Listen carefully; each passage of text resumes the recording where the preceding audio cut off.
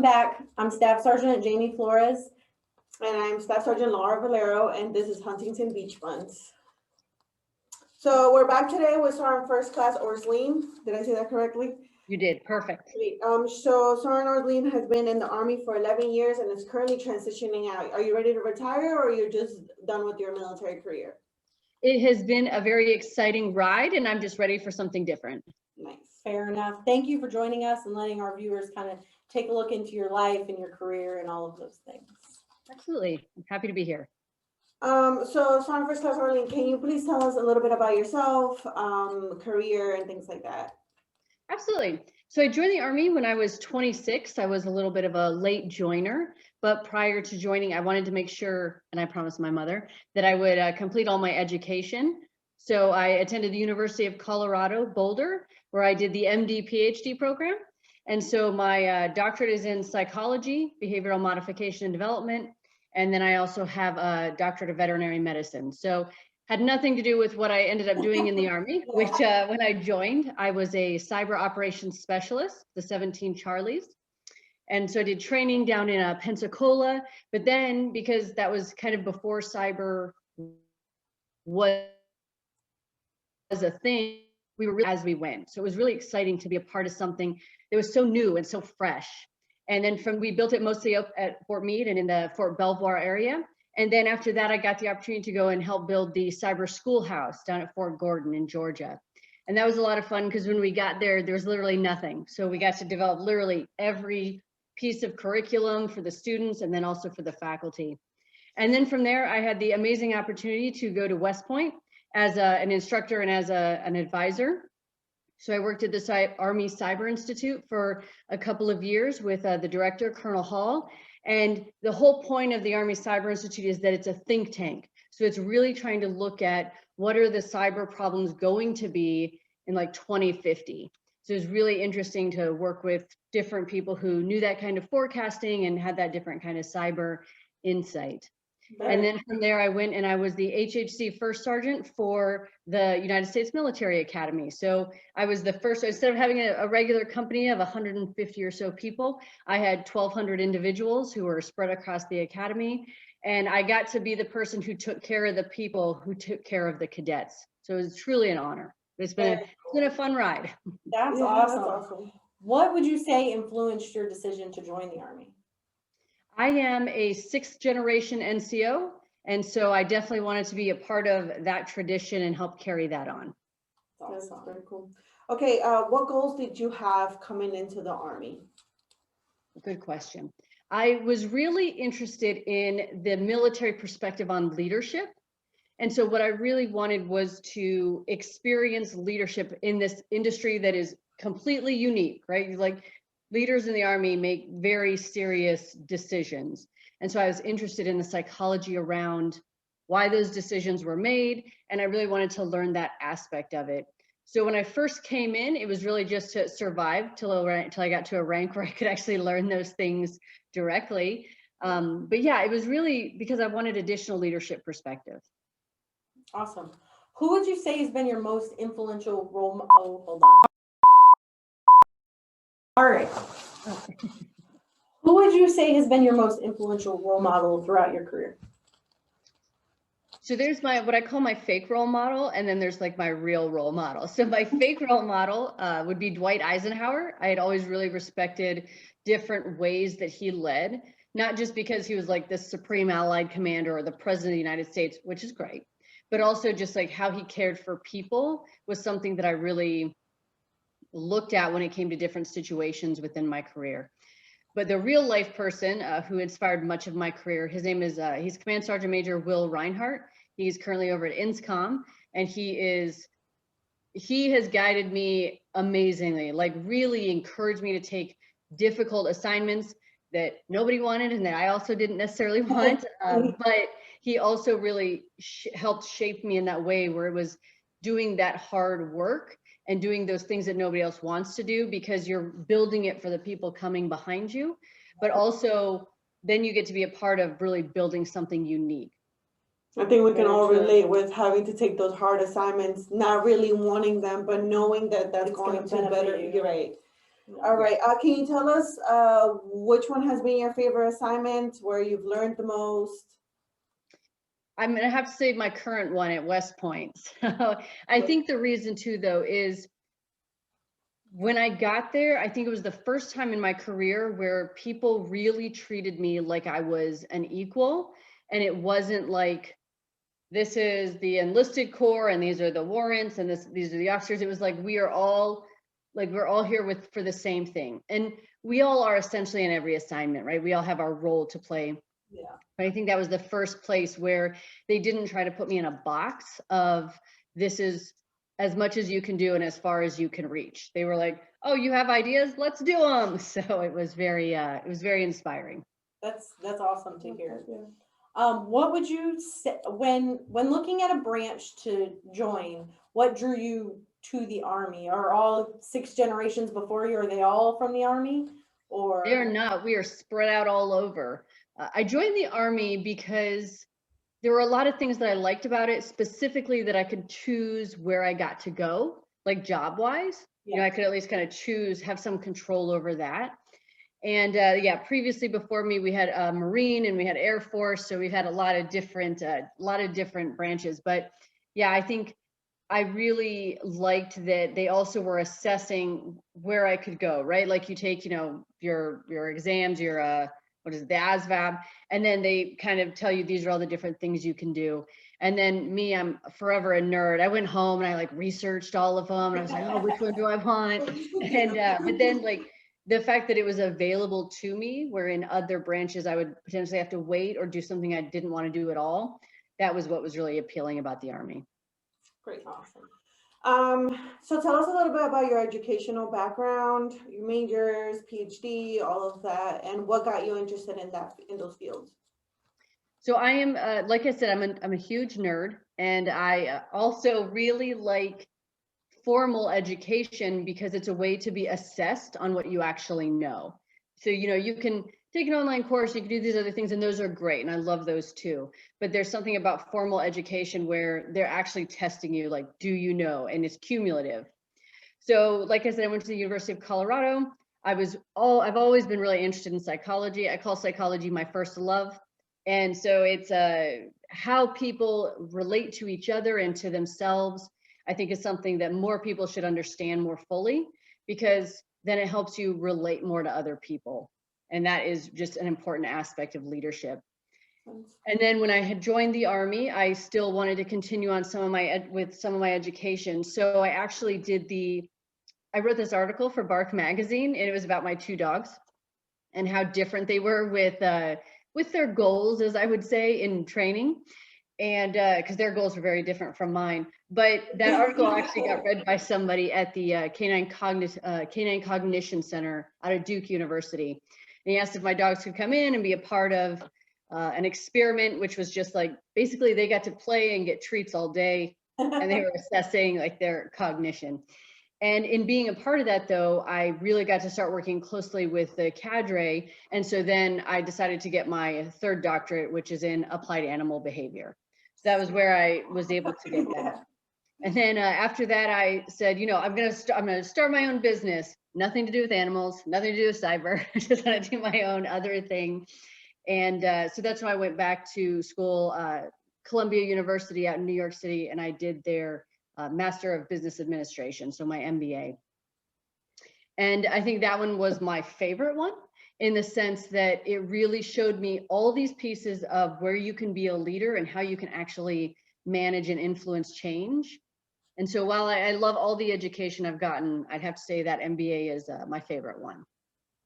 That's awesome. So now that you're transitioning out of the Army and you have all of this education in kind of different fields, what's your plan? What are you going to do? I'm going to go into learning and development. And so that is working with organizations on change initiatives to build programs to not only make people excited about their work and better at their work in general through soft skills, but also to make it a great company to be from, right? So you want to work somewhere and you want it to be amazing, but then when you leave that company, to help that company build a reputation as somebody who really cares about their people, so people want to be in it, but then also the people who leave, other people want them to. Very cool. Very cool. All right, we're gonna take a break and hear from our other recruiters at the Huntington Beach company, and then we'll be right back.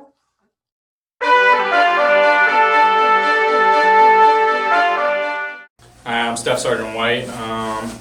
I currently work at Mission Viejo Recruiting Center, and I want to tell you about why I joined the Army. I lived in a small town called Placerville, right above Sacramento here in California. I joined at the age of 17. I wanted to do something that'll better my life, something that I could retire out of, and something to overall help my family and pay for my college.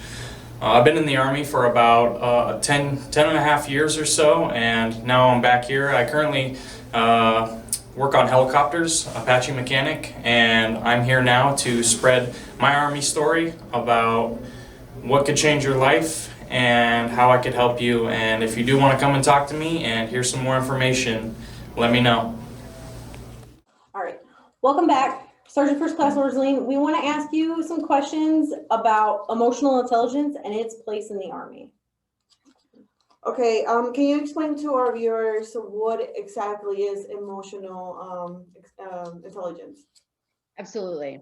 So emotional intelligence has 4 essential areas, and really it's your ability to acknowledge how you're feeling and behaving in any given moment, and then being able to manage those emotions. So if I'm upset, am I going to immediately, come down with a hammer on every person I see, or am I aware of what's causing that and what I need to do next? And then it's also about social awareness, or I like to call it other awareness. So are you aware of other people and how they're responding to the environment? And then what are you doing to manage that? So as an example, again, if you're talking to someone and what you're saying is really upsetting them, you should stop talking about that for a second and kind of see where that person is. Because when someone feels defensive, when someone feels like they're being attacked or they don't agree with something, your brain actually shuts down for approximately 18 minutes. And so in that time, if you're trying to then get more information or get that person to learn something or do something, it's a waste of time, right? So then people think, oh, well, this person, they just never get it. No, you probably came at them in a defensive and an offensive way. And then that person was then not able to actually regain, that kind of emotional homeostasis, if you will, that balance, so that then they could take in good information. Very interesting. Can you explain some of the benefits when an individual actually understands their own emotional intelligence? Yes. So with understanding your own emotional intelligence, it is a self-awareness that allows you to acknowledge and manage the energy in the room. So if I know that I'm going to go into a meeting and it's going to be long and boring, or I know that somebody's about to get yelled at, or it's about to be. So where was I? And understanding yourself. Where you're going into a meeting. Thank you. So if you're going into a meeting and you realize that it's going to be intense or it's going to be really boring, I need to know what tools I have, mental tools, like whether it's meditation or breathing deeply. Like deep breathing actually makes your mind more responsive to listening and more responsive to taking in information. So as a leader, as a human in general, actually, understanding when things will trigger you and when things will impact you is really valuable to know, because if you're surprised by it and you don't know where that emotion is coming from or why you're feeling that way, you will be very reactive to whatever is happening. But if you know that there are certain things that upset me, there are certain things that trigger me, I know how to manage my emotions. Maybe in that moment, I won't respond and then later go into the woods and just scream my heart out or whatever. But in that moment, knowing how I'm feeling and how I behave when certain things come up so that I can manage that. And as a leader, you really have to do that. And especially in the military, because if you're always running around screaming and being like inconsistent with your behavior, it makes people not trust you. Because if your boss or if your supervisor walks in and you're like, I don't know who I'm going to get today. Is he or she going to be in a good or bad mood? Yeah. You aren't psychologically safe, which means that there's no trust. And that means that you're not going to share ideas. It's not going to be collaborative. So having that has like benefits not only for yourself, for your own mental well-being and stress levels, but also for how you build relationships with those around you.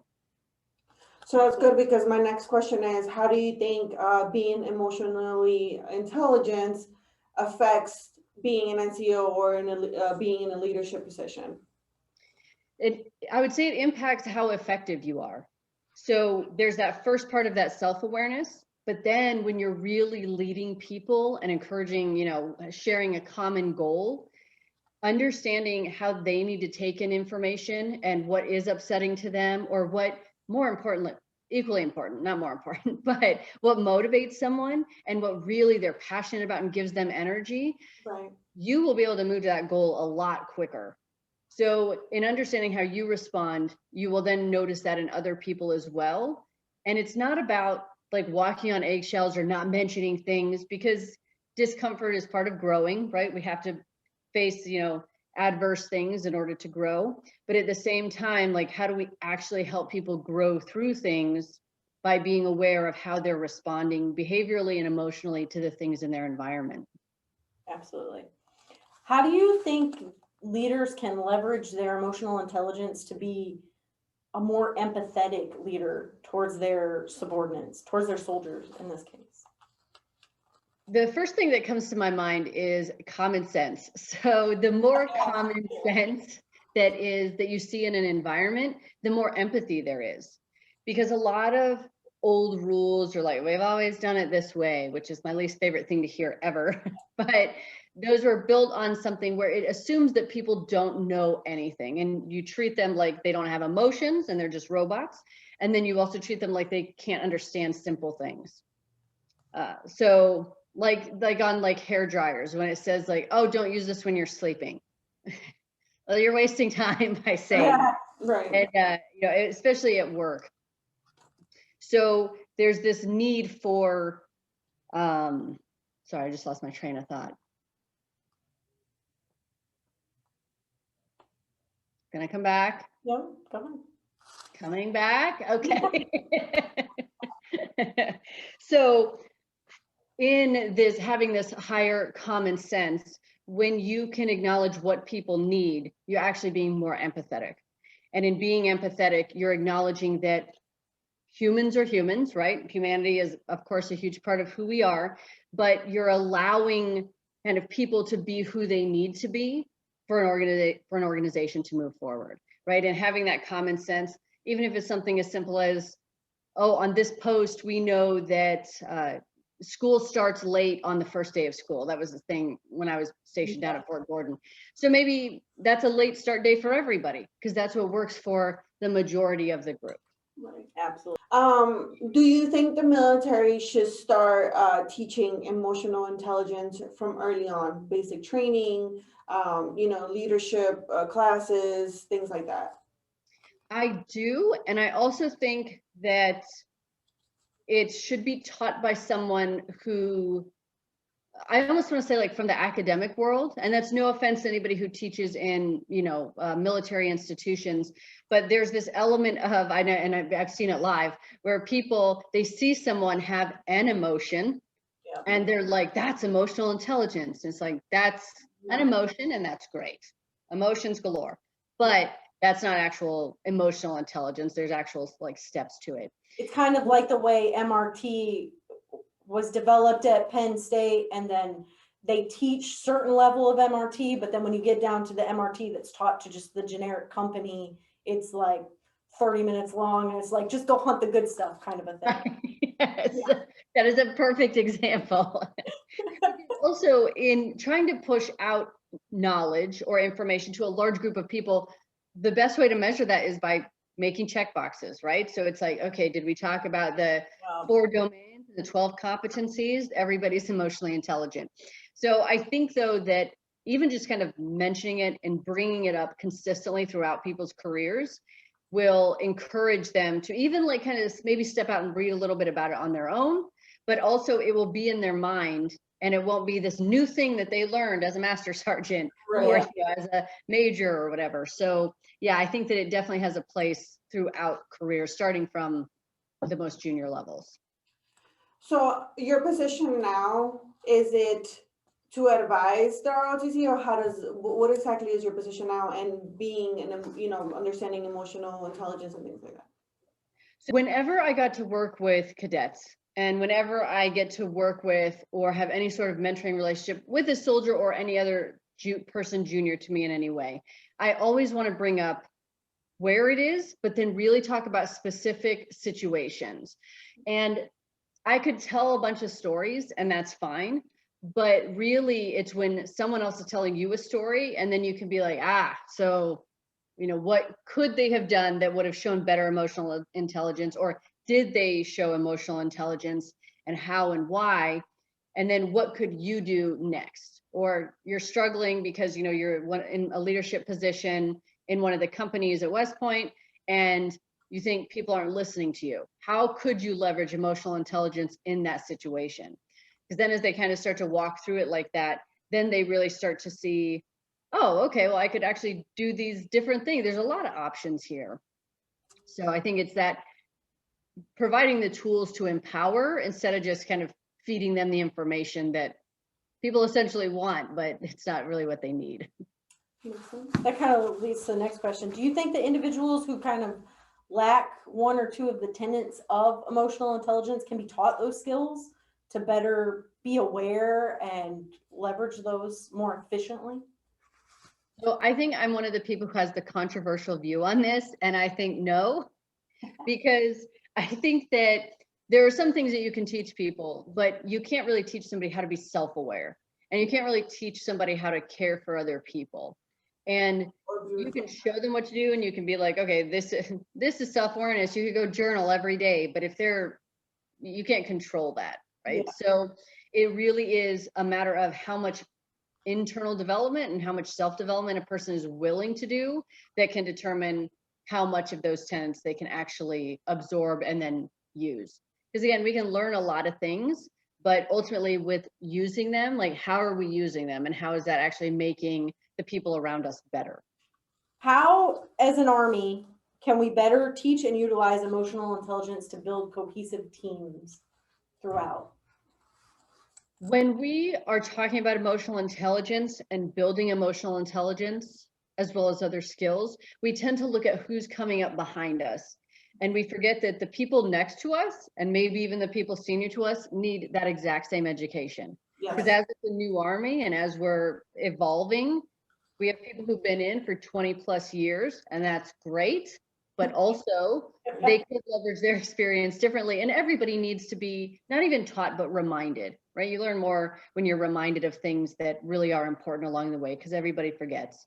So in not just focusing on junior individuals, but actually focusing on the Army as a whole and saying like, no, like general officers and command sergeants majors, you need this training just as much as the private does. Because if not more, because they have these leadership roles and they have all these battalions and companies under them. Yeah. They should be learning for sure. Exactly. And yeah, and the scenarios they're going to talk about is obviously going to be different than what a specialist is going to talk about. But that's the point, is that you're still talking through it, and then other people can kind of call it out, you know, in a professional manner, but also it lets you see, oh yeah, I actually am not being very other aware, and I need to work on that, because we all have things we need to work on. Absolutely. Lastly, for future people coming into the military, future soldiers, what is your advice to them? So I would have two pieces of advice. And so the first thing would be, no matter how great or terrible something seems at any given time, like don't judge the whole Army based on your current environment. And remember that a lot of things are a product of the environment. So you may get to a new place, there'll be different people, there'll be a different culture, and it could be better, right? It could be different. And then the second thing I would say is to make sure that throughout your Army career, you keep your options open. So maybe you'll rise and you'll be the Chief of Staff of the Army or the Sergeant Major of the Army, and that's great. But also remember that along the way, as you're building these skills, don't just build them for the Army, build them for yourself too. So there's like old adage of, there's a bird that's like too far out on a branch, and they're like, isn't the bird afraid that the branch is going to break, or, you know, does he trust the branch? And he's like, and the story goes that it's not that he trusts the branch, it's that he trusts his own ability to fly.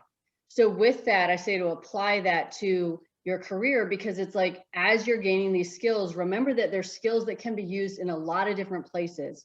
So remember to keep your options open so that when the opportunity comes to make a choice, you can actually make the best choice for you. That's amazing. awesome. That's- Advice. It's one of I the mean, not best even for yeah. future. That was Yeah. great for me, Yeah. you know? Yes. We so much appreciate you joining us today to get interviewed and share your life and career with the viewers. I do want to give you a minute just to kind of plug your website and things going on. Oh, thank you. Yeah, so I do have my website. It's Natasha Cheyenne with an S, .com. And on there I have links to my podcast, which is called Equipping Leaders. And then I also have my weekly, it's called the Leadership Journal. It's a blog, but every Wednesday or Thursday, I post a new blog there. And then also on my Instagram at @novel_Natasha, I put out a lot of motivational quotes and gratitude and stuff like that to just kind of help motivate and keep people going. And then of course you can always find me on LinkedIn, and anybody who, if you're transitioning out of the military or you have any questions, like feel free to reach out to me. I'm happy to talk. Awesome. Great. Thank you so much. We Thank you guys. appreciate it. It's been an absolute pleasure. Thanks.